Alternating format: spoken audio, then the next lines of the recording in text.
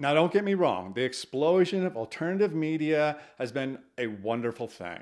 Fewer and fewer people are getting their information from the legacy media, breaking its stranglehold on the American mind. Now, you can always hope for something like this to happen with very little downside, but of course, that's not the world that we live in. But the good news is we can now listen to smart people saying smart things that make objective sense. First up, and I'll admit to having a soft spot for this person, as he's a fellow, what I like to call geezer on the internet, John Stossel. Taking a page out of the Thomas Sowell career path, Stossel started out as a liberal that was too smart to remain one for very long. Too many things didn't make sense, too many people were telling lies, and too much time was being spent to sell the lies. John became a libertarian icon and remains one to this day. You'll find him mostly above the fray, from the right wing and infighting currently occurring, sticking to objective reality, simple facts, and the proven truth that free markets have done more for humanity than any other social system in human history. If John Stossel is above the fray, I suppose that would make Ben Shapiro pretty much his opposite in terms of journalistic approach. Ben started his career debating hundreds of people at the same time and almost always coming off the better for it. Now, it's very fashionable these days to say that free markets have failed us, despite their objective superiority.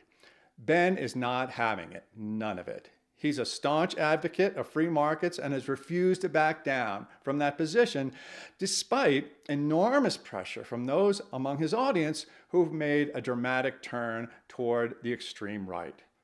Making him even more unpopular is the fact that he's Jewish. And the fact that I'm even saying this in 2026 to me, I find stunning and very worrisome. But it is what it is. People are pissed off because Ben is smart, he's successful, and he's built himself an empire, while at the same time standing on his own principles. Good for you, Ben. Dave Rubin's career began, at least for most of us, after a shellacking that he took from conservative commentator Larry Elder on Rubin's formerly liberal platform. After that, something happened to Dave that can only happen to smart people. He changed his mind. Why? Because he became aware of facts that contradicted what he had been previously told. When smart people get new information, and that information logically leads to a different conclusion, this is what they do. And this is why you never see anyone on the left doing this, because facts don't matter, only your feelings.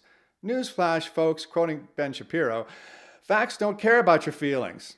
Anyway, Dave Rubin, while solidly on the right, has, God love him, tried to bridge the gap between some of its fracturing sectors.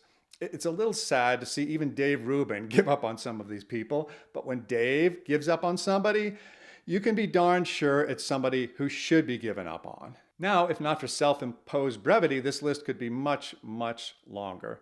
Most notably missing right now is Jordan Peterson, and we all hope and pray for Jordan's health and eventual return to the place that he belongs.